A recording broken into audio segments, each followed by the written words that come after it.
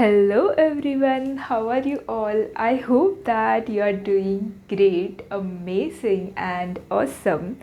In today's episode, I have one more book, and that is All the Light We Cannot See by Anthony Doerr. And this particular book I finished reading about 20 days ago, and I'm going to talk about this book. And first of all, I just want to say that this is a historical fiction novel. And if you have seen earlier my before episodes, I really love to talk about few of the lines that I really loved within the book. But for this book, I'm first of all going to talk little bit more about this book, what this book is about, and also I'm going to talk about what this book made me feel, little bit about that, so you will get a little bit more extra knowledge about this book, what this book might be about, and you will like to watch my video more if I tell about this to you first. So this particular book is an historical fiction novel. So many cute characters in this book. Okay, I do not want to say cute, but actually the characters are really cute and adorable. Somehow I felt that this book is at a really high level of the in the theatrical sense. What I mean by theatrical sense is something like cinema. Since we start entering in the book, we just start feeling as if we are a part of the some of the character in the book, and we're kind of living in a cinema. We just imagine everything. This book has very highly, it makes us imagine everything, imagine what is happening surrounding us, and we feel as if we are exactly at that place where the whole story is happening, and we are exactly right in the middle of that place. So that is the whole power of this book. And in this book there are so many amazing things which I really love, such as the rainy season. So it has those cloudy skies kind of feeling, so much cloudy skies and very cool weather, cool, cloudy, rainy, a lot rainy weather, just as if it is going to storm little bit, but it just without sun, and it is very cool, very cool, and by the side of ocean. The most of the story that happens in the book, it happens around the ocean. So, and it somehow kind of feels as if we are in a castle, okay, I know that is all very romanticizing things, means in the castle around some really nice ocean, and we again and again keep on hearing the waves of the ocean. So how it pictures in front of what this whole book makes me picture is that keep on make me picture is that I'm in some very huge big building. It's not exactly a castle, but a castle type building, and I keep on hearing the sound of the ocean, the smell of the ocean, the sound of the waves, and also there is so cool weather, and it it is a very deep dark black. Actually, the cover of the book is actually in blue color, but it makes me keep reminding the color black for some reason. I don't know. Maybe it is because of the cloudy skies and the cool weather, cool, very black weather, indigo color, that makes me feel this particular book. And there are so many cute stories in this. This is a book about war, of course, and it also gets a lot depressing also. Means there are lot of death in the book, lot of tragedies inside the book, but at the same time in parallel with that, there still are so many cute stories, such as adorable stories, the stories of bond between one little girl who is blind and her dad. So one little small girl who is blind and newly blind, and her dad, and how the bonding, how strong the bonding is in between them. That is something the stories that keep on happening between them, that is something I really, that was one of my favorite parts to read, just to feel that bonding between that one little girl and her dad. The girl is blind, and even though she's blind, the story is not too sad. Even she's blind, from her perspective, the whole world is still new because she's small and she's still exploring the world. So it feels like she's going on an adventure. So that is something I really loved about this book, that a change of perspective. So that is something I really loved. So that what makes this book keep on feeling alive book, and very vivid book, even though the story gets dark too very often. There are so many sad things because of course it's a historical fiction, and in history it happens, the whole book happens around the war time, Germany, France, war, at the time of the war. So there are a lot of sad things about it. So from one side the story of the girl is explained, and from one side the story of that little boy is explained. So they come from two different worlds, and their story keeps on going in parallel until one time everything comes together. So the story keeps on shifting between both of them. Her life is life, and so in parallel the story keeps on shifting, and till the end, till at the culmination point of the story, um, then so that is how this book is. So I'm sure if you are going to read this book, you are going to love reading this book, because this book is one of the amazing masterpieces. So there are so many details and everything, and one more important thing about this book is that the description of things is not too much visual. So how things look, rather than, author has taken a great care in explaining whenever he talks from the perspective of the girl, because the girl is blind. That is why how the things are described, the surrounding is described, is not often very visual.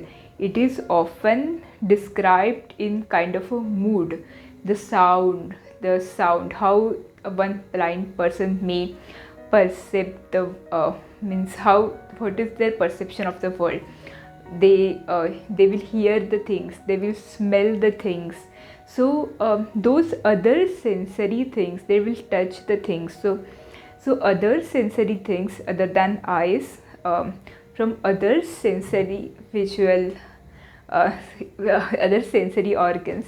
So by other senses it has explained, such as many things are explained in terms of the smell, the taste of the food maybe, or the breeze of the wind and ocean, the sound, most often the sound. So one perceptory organ is disabled, other organs become even more powerful in sort of understanding things, in noticing things, noticing even the smallest of the voice or sound, and understanding the touch of the things, means so in that terms it is explained, and it doesn't feel weird even after. So we have a visual sense, so we can see things, but even we can see the things through eyes. Still, to understand all the things through her perception, how she's perceiving the things, it does not feel weird, or it does not feel weird, and even it elevates the entire experience of the understanding things, visualizing things, and it even elevates. So that is what is very amazing. It doesn't make it weird, even if it just elevates all our other sensory organs, and we are just into the book, so we are right into her place, and not exactly her place, but we are looking at her and looking at him. So, how her story goes forward, and how the bonds between she and her dad and her uncle and their even grandmother. So all those people together and their stories, that was something for me, was the most amazing part. I loved the boy's story also. Means there is one at around her similar age, one boy also, and his story gets unfolded in parallel. And yes, there are few very deep things also in the book, very deep things.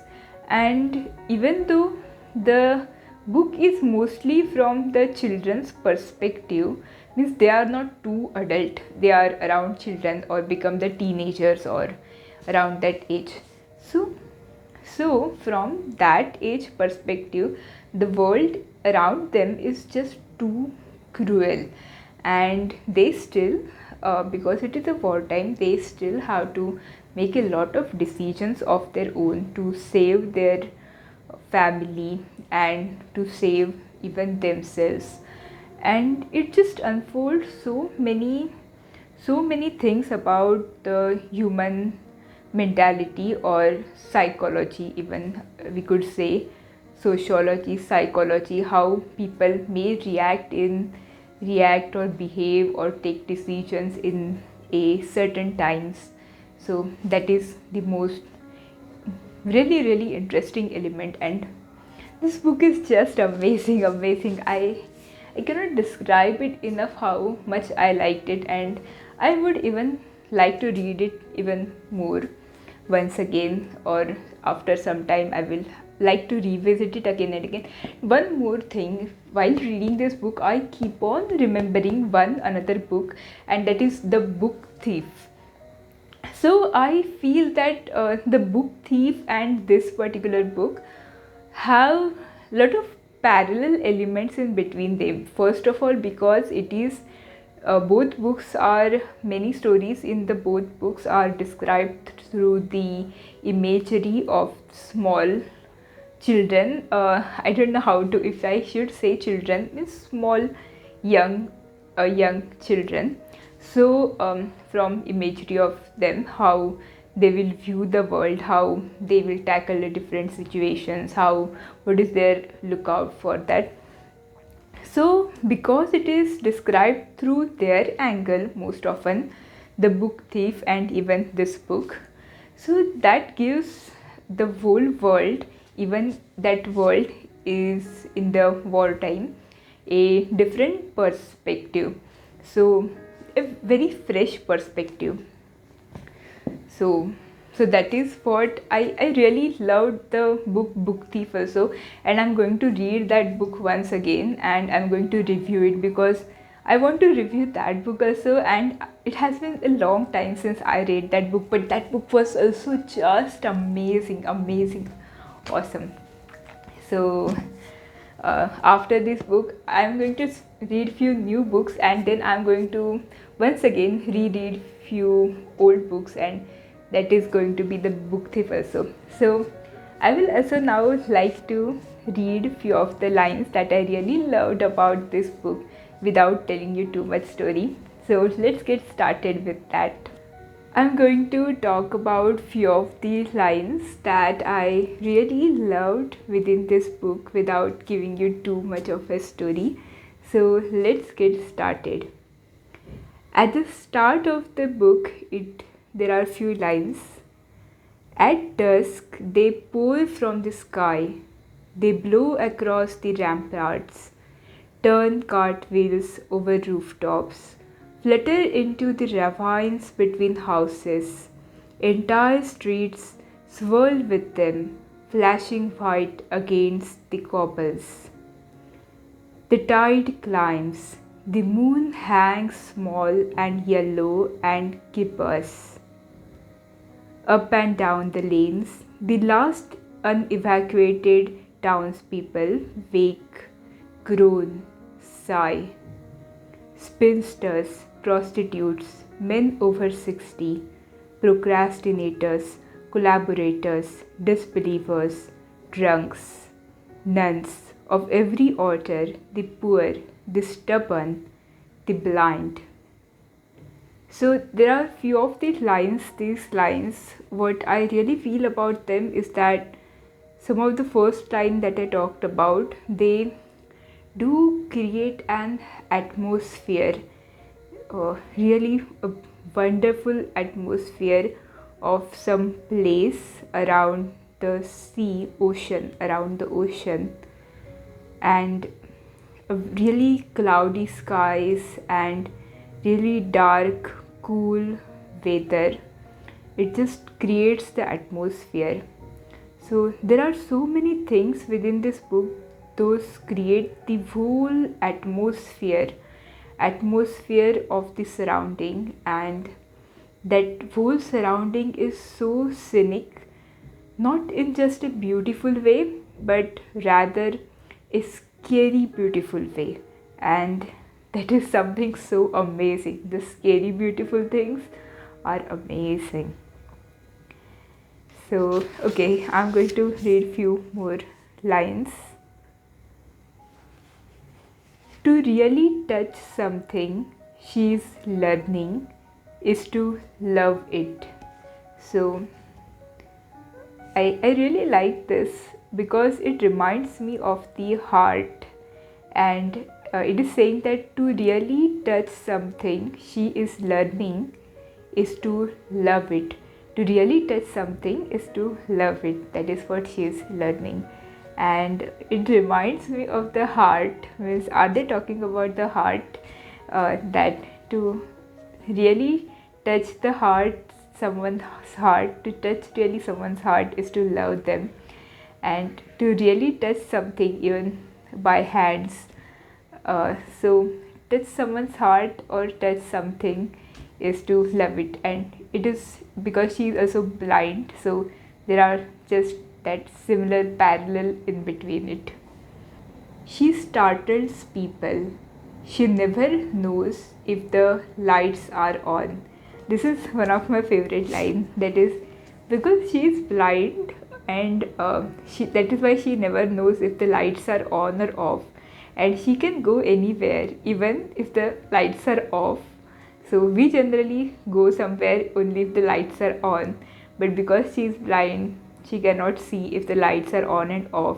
So without seeing that lights are on and off, she can't be anywhere because she is dependent on other sensory organs. And that is why she startles people, because she might be at some place where light is off and people might not expect her there, and that will be very surprising.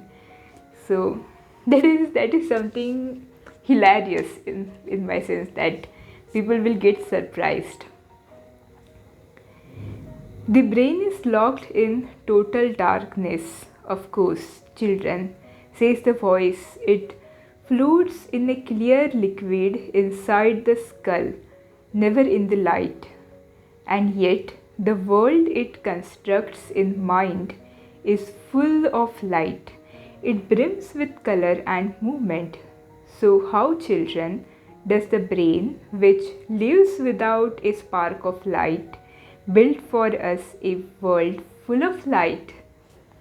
So this is something really curious, and it makes us think as well. That brain is locked inside within a total darkness and surrounded by some liquid, and there is just darkness inside of our skull, and something that cannot touch the light, how that can build for us a world that is just so full of light. So that is something very curious and amazing to think about. Okay, so there are some more amazing lines somewhere in the second half of the book. Each time she steps outside, she becomes aware of all the windows above her. The quiet is fretful, unnatural. It's what a mouse must feel, she thinks, as it steps from its hole into the open blades of a meadow, never knowing what shadow might come cruising above. And she's one small girl and she's thinking about a mouse, and that is adorable and also thoughtful at the same time. So that is amazing. So before ending with these words, I want to talk about one more paragraph inside the book. So here is that paragraph. From the molten basement of the world, 200 miles down, it comes one crystal in a seam of others. Pure carbon, each atom linked to four equidistant neighbors, perfectly knit, tetrahedral, unsurpassed in hardness. Already it is old, unfathomably so. Incalculable eons tumble past, the earth shifts, shrugs, stretches. 1 year, 1 day, 1 hour. A great upflow of magma gathers a seam of crystal and drives it towards the surface, mile after burning mile. It cools inside a huge smoking cenolith of kimberlite, and there it waits, century after century. Rain, wind, cubic miles of ice. Bedrock becomes boulders, boulders become stones, the ice retreats, a lake forms, and galaxies of fresh water flap their millions shells at the sun and close and die, and the lake seeps away. Stands of prehistoric trees rise and fall and rise again in this succession until another year, another day, another hour. When a storm claws one particular stone out of a cannon and sends it into the clattering flow of alluvium, where eventually it finds, one evening, the attention of a prince who knows what he is looking for. It is cut, polished for a breath. It passes through hands of men. Another hour, another day, another year. Lump of carbon is larger than a chestnut, mantled with algae, bedecked with paran, mantled with algae, bedecked with barnacles, clawed over by snails. It stirs among the pebbles. So this was the paragraph, and I do not know if I gave a proper justice to it but in reading it, but this is something, if you read in a book, maybe in your own voice, you will understand how much that one pebble of rock goes through and it keeps on going,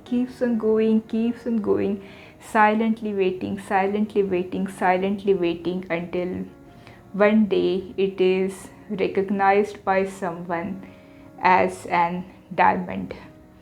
So there is a whole backstory of the processing of that rock, how that even forms, how that becomes a diamond, and just it is still stays hidden, waiting, going through so much through so many years that even within one lifetime we cannot imagine. And that is something very cinematic and so much dramatic. So just by knowing that, even we could think that we are eternal, and why we fear so much so many things, and why we couldn't wait even for 1 day, 1 year, 1 month, or what, a decade. So uh, so that is something to feel and not to say in the words. So maybe those words do describe it, those words. Before finishing talking about this book, I just want to read a few lines that I wrote after reading this book. This book made me cry. I will love to read it again and again. It has a theatrical sense. Also, it makes me transport right in the different locations of France. It is a sensational piece of art because it describes most of the things through other sensations than looks, such as sound, smell, touch, and that is so insightful. I'm attached with this novel characters. Also, this novel is sad. It feels super rainy, damp, dark, and cold. I could literally feel the rainy season. I could feel strong waves of ocean and cloudy skies and storm. There are some bits of happiness as well, contrasting as warmth, a sort of golden feeling. Yet I was attracted towards the ocean and coolness of weather and the dark skies and the overall whole cinematic theatrical sense in this novel. So I hope that you will read this particular novel, All the Light We Cannot See. And this is a must read novels, because there is I so far I have read so many novels and different historical fiction also, and after reading I could say that this is a must read novel. There is no other novel similar to it. It is one book within itself, a complete, packed with a complete experience, the full experience, theatrical experience. And there is also going to be one, I think, Netflix series going to be there. I have seen its trailer, and the trailer is so amazing, awesome, and I'm going to watch that particular series also once it comes. I think it is going to come in October or November, somewhere this year. So I'm really excited about that. You can watch that particular trailer also of All the Light We Cannot See. There is one or two trailers going on Netflix. On YouTube you can see the trailer. It is going to come on Netflix, I guess. But before watching the movie, I think it will be better if you read the book before. So I hope you will enjoy it as much or even more than I did, and you will love it as well. Thank you so much, everyone. I will come once again with another book reviews and talking about another books. So see you once again in those. And I have on my channel on different platforms lots of different videos and lots of different content. So feel free to explore that. See you once again. Bye bye. Take care.